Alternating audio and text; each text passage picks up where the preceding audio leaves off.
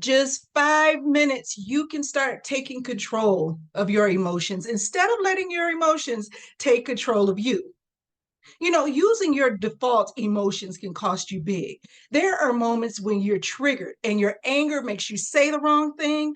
Or if you're like I used to let people say the wrong things to me just because I didn't want to have a confrontation. I thought that being quiet was better than getting my feelings hurt again because I just didn't have that right comeback in those type of situations. But that's not me anymore. I used emotional intelligence to develop sophisticated empowerment. Hello and welcome. I'm Davina Dandridge, and today we're exploring practical, quick emotional management techniques that genuinely make a difference because they work. See, managing emotions is more than just staying calm. It's about developing skills to handle feelings before they become overwhelming. You know, if you're a triggered responder, that's dangerous. But developing a world of sophisticated empowerment allows you to be an emotional planner. And I'll give you some examples. Okay, so have you ever felt like your emotions were a roller coaster and that your emotions impacted your day and not in a good way? One minute everything is fine, then someone says something or an incident happens that changes your mood for the rest of the day. It changes not just how you feel, but it changes how you behave and how you respond to other people throughout the day, even people that have nothing to do with what happened to you to trigger that emotion. Your triggered responses cause a domino effect in your environment. This is the way it works. Your emotions impact your thinking. Your thinking impacts your behavior, and your behavior sets up the environment that you're in every day. So your emotions impact your environment at home, the people that you deal with out in the community, at work, how they receive you, and how you respond to their interactions with you. See, that's where emotional intelligence steps in, because emotional intelligence will allow you to transfer your environment from an environment of chaos to one of harmony. And I'm not trying to sound like this is a fantasy world, but you do have more control than you think you do. See, emotional intelligence isn't just for overcoming bad days. It's about enhancing your everyday life so that you can become sophisticated. It's about enriching your relationships and promoting personal as well as professional growth. But they all depend on your emotions in order for you to be successful. Emotional intelligence is the key to becoming emotionally empowered with sophistication. Now, let's talk about self care. Self care is not a luxury, it's essential. It's definitely essential. It's needed, it's required, like air, like sleep. See, regular self care profoundly impacts your emotional well being. I used to think that self care was about luxury and about indulgences, but until like 3 to 5 years ago, I couldn't even fathom taking an indulgence for myself for self care, right? I didn't feel like that was something that could fit into my lifestyle of being a wife and being a mother and taking care of my mom and developing my business. But guess what? I was wrong. Self care is not about indulgences. And it's not selfish time taken just so I can forget about my responsibilities. No, not at all. Self care helps me to manage. They help me to manage my emotions, to really show up in areas where I am responsible.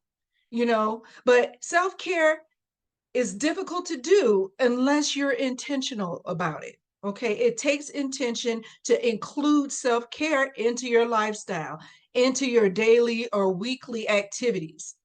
So, self care moments that take 5 minutes or even an hour can not only change your adverse emotions, self care will allow you to relax. Self care will allow you to re energize yourself for activities that make a difference in your life. And that's true. Studies from the APA show that self care significantly reduces stress. It's about creating a routine that includes moments of enjoyment, moments of relaxation, and most importantly, self reflection, self awareness, just really figuring out where you are with your emotions, where you are in the grand scheme of life, and are you going in the direction that you want to go? That's part of self care. So, whether it's a quiet coffee break or a short walk or a moment of prayer, these small acts of self love make a difference. I've included self care in my daily routine, in my weekly routine, that if I didn't have that, I don't know how I would cope with the responsibility that I have. I don't call it stress because there are certain things that come with being a wife, being a mother, and taking care of a parent, and even building a business that I welcome. I mean, I didn't think that I could do all of those things and not feel anything. But what I'm saying is taking 5 minutes to just sit in a quiet space, to pray, to be thankful, to get my nails done, or to work out. I make sure that I pray every morning and take a time for myself just so I can get my day started. Self care is an ultimate expression of love for the people around us. It really is. So, next up, the transformative power of gratitude journaling. Writing down what you're grateful for shifts your mindset from scarcity to abundance. When you're in the middle of a trial with finances, or if something's not going the way that you want at work or in relationships, the easiest thing to do is to wallow in the emotion that you feel. You can feel sad, or you can feel anxious or scared about something, but don't wallow in that. That emotion of fear, anxiety, anger, and I do say the worst of them all, helplessness, not helplessness, hopelessness, will cause you to think the wrong way. See, in a scarcity mindset, there isn't anything positive. The wrong way is any way that prompts you to have the right to go off, or you think you have the right to throw some hands, or to retaliate, or withhold sex, right? Or plot on something, or this is the worst one, do nothing. You get stuck, right? You must be intentional with developing an abundance mindset, thinking positively, and just recognizing the beauty that you already have in your life, even though you're not at the place where you want to be. So, a lot of times when you're going through something, your natural inclination is to run with your default emotions. So, whatever you feel that comes up, comes out, however you feel like you have to deal with it, throw something, curse somebody out, or, maybe do something harmful to yourself. That is not what you want. You know, um, some people think that rolling with their default emotions is the way to keep it 100, or the way to be real, but it's not. What gratitude does is allows us to recognize the times when things have worked out in our favor. Okay, so it helps you to flip from that negative to the positive. You think about times when your plans did come through the way that you planned them, and they weren't thwarted by some other person or some outside force that's just always plotting to make sure things don't go your way. No, no, no, no. Taking 5 minutes a day to write down just 3 things that you're grateful for is a game changer. I developed a gratitude journal sheet, and I just did this for myself. I was feeling stuck. There were so many things that I wanted to do, and I just felt like life was just getting in the way. I couldn't get focused back on some things that I wanted to do for me that would benefit my family, or it would just make me feel like I'm a human person, not someone just giving all that I have to everyone else and not doing anything for myself. So I said, you know what? I know better than this. I started reflecting every day after prayer on things that went well in my life. And if you look back from as far as you can look back, you can think of instances where things went well for you, where you thought that you were going to fail and you didn't, where someone stepped in and gave you a hand, where something miraculously happened that turned that situation around. I know you have some of those moments, right? So what I did is I decided that I would just get a little inexpensive notebook, and every day I would write down at least 3 things that I'm grateful for. And it could be something in the past, it could be something that happened yesterday, it could be just an overall genuinely thankfulness for my family, my husband, my children, whatever it was. But whatever came to mind, I wrote it down. And it started developing into part of my self care morning routine where I would pray, write down those 3 things that I'm thankful for, and then say a little word of thanks to God directly. Not just, I'm thankful for this, I'm grateful for this, I'm grateful for that. Lord, thank you for blessing my life. Working on that personal relationship with Him. So I started doing that. And let me tell you this, the more I focused on gratitude, the more I got unstuck. And the more I got unstuck and kept that positive focus, the more I was able to do. And I started seeing those things that I thought were impossible become possible. So, this simple practice can transform your perspective and bring a profound sense of emotional balance in your life. So, if you're looking for a way to start this journal journey, I have a free download for you at my website, www.davinadandridge.com, where you can get this journal sheet and you can get it right now, and you can start your journaling and your gratefulness right now. You can switch to that abundant mindset. I'm telling you, 5 minutes a day, you need this in your life. So, another key aspect is seeking emotional support. It's about embracing the power of conversation and not being afraid to seek professional guidance. And sometimes you need professional guidance, but there are things you can do right now in the next 5 minutes that can help you get the support that you need, that you've been afraid to ask for. And I know why you're afraid, because I've been afraid. There are a number of reasons why you think that you shouldn't ask certain people. Maybe people have hurt you before, or you don't want anybody to know your business, or you're embarrassed. Those things, I get it. But don't let that hold you back and you not ask for support. And I don't mean embarrassing, and I don't mean you just ask anyone. It has to be support from people who can help you, not just venting. That's not what I'm talking about. Okay.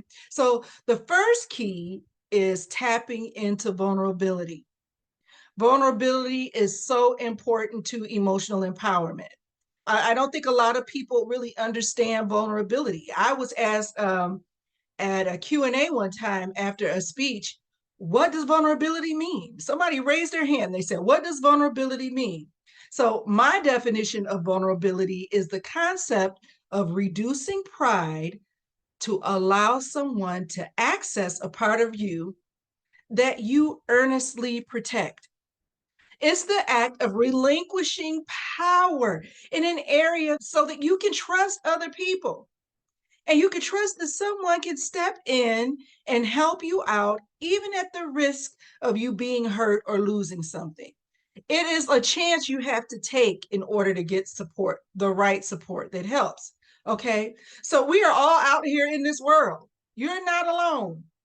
And most of our experiences are not unique. There are people out here that can help you should you need advice, or should you decide to seek the support that you need.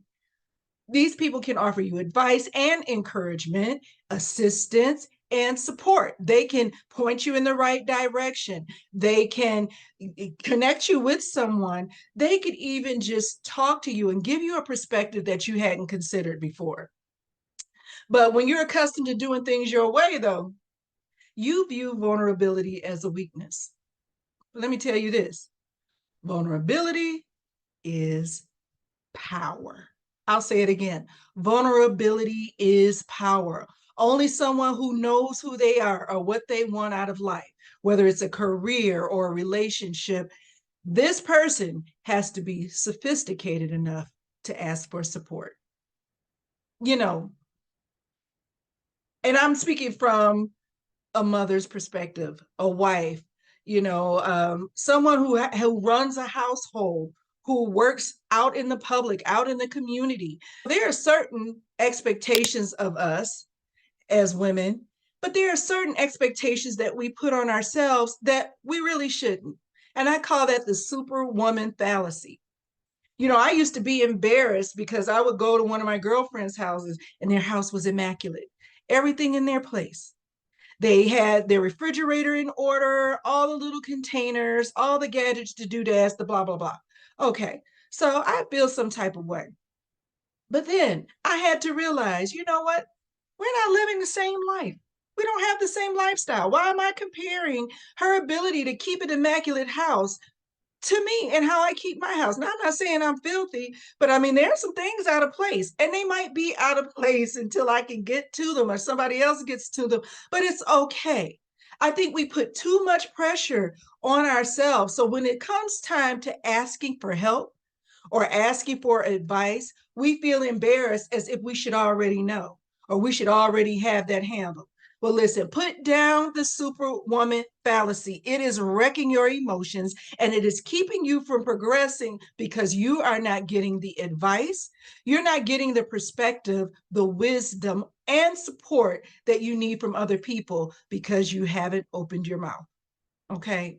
So creating a community of support is something that you can do in a very short time. And you have to create this. You can't go with just the people that are around you, expecting them to support you in every way that you need. They may not even be capable of doing that. So, one great use of social media is the ability to have an instant connection. All you have to do is DM somebody who may have the answer to your problem, and you'll probably get a response. Or join an online challenge where you can engage with like minded people and build accountability for whatever it is you're doing or whatever it is you want to do. Open up, open up, and you'll be surprised what support is available to you. So let's normalize seeking support. It's a strength, not a weakness. Remember, sharing a moment with someone can make a world of difference. And finally, my self gut check technique to recognize and effectively manage your emotions. I know it's not easy shifting your thinking, but it is possible. It's something that you have to do.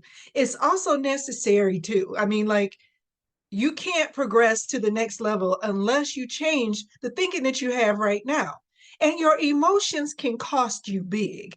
Like I mentioned in the beginning, if you're a person who is easily angered, saying the wrong thing at the wrong time can ruin relationships. And on the flip side, if you're a person like I used to be, someone who is passive because I didn't like confrontation, you will develop the ability to be assertive and have a voice. It's so important to have a voice. It's important to your emotions. It's important to how people treat you, and it helps to set up your environment. But relying on your default emotions is a dangerous game, either way. In my emotional journey to sophistication, I found myself asking myself questions right in the middle of a circumstance or right in the middle of a crisis or a confrontation. And this is how I developed the self gut check. So, what the self gut check is, it is a concept that helps you get into a space where you suppress your emotions, so to speak. You get a chance to evaluate what your next move should be. It's not that you ignore your emotions. You understand that emotional intelligence is about your emotions as well as the emotions of other people and how your interactions with them influence their emotions, thus influencing the circumstance or the situation. So, here I'll give you an example just to be clear. So, let's say hypothetically at work, you have a cube mate, and this person is the same every day. Every day you come in, you have the same greeting, you get to work. Okay, so you know that person in your office. But suppose one day you come in and you say hello and they snap you up. Now, your triggered response might have been, oh, hold up, what's your problem? Or, some people get a little more descriptive about something crawling or whatever. I'm not going there. But whatever it is, you normally would respond in a way that would check that person. But because you have practiced the self gut check, what it allows you to do is just take a half a second and examine the situation. You know this person. You know this person doesn't normally communicate with you in that way. So then you can decide A, should I respond in my normal way? B, should I wait and respond later? C, does this need a response? And then D, is something going on with this person that they may really need my help? You notice that she could have been crying or something wasn't right with her today. So you decide to not respond in your normal triggered response. That's what the self gut check can do for you. That's what the self gut check can do for you. Because you know what you've done? Not only have you managed yourself, so you have maintained your good reputation, you haven't harmed somebody else who's going through something because of your selfishness and your need to respond so nobody thinks you're soft. You were able to help somebody else in that moment. And that's because of the self gut check. Oscar Wilde once said, I don't want to be at the mercy of my emotions. I want to use them, to enjoy them, and to dominate them. And that's exactly what this technique will help you to achieve. Emotional domination. I like that. Emotional domination. So, you know what? Now I'm curious. Which of these techniques are you excited to try? Self care, gratitude journaling, seeking emotional support, or the self gut check? Drop a comment below and let's start this conversation. If you're ready to embark on a journey of emotional intelligence and personal growth and professional growth, check out my book, Brains and Baubles Do What Worked for You, for more in depth strategies like the self gut check to begin your transformation today. So all you got to do is go to the website, get the book, and you're on your way. That's not going to take you 5 minutes to do. Okay. Today, we explored simple yet powerful tricks for emotional management. Remember, mastering your emotions is a journey, it's not the destination. Every step counts towards becoming the person you want to be in the future. You can start right now. For more insights on mastering your mind and your emotions, don't forget to subscribe and turn on the notifications. Join our community on social media for daily tips and inspiration.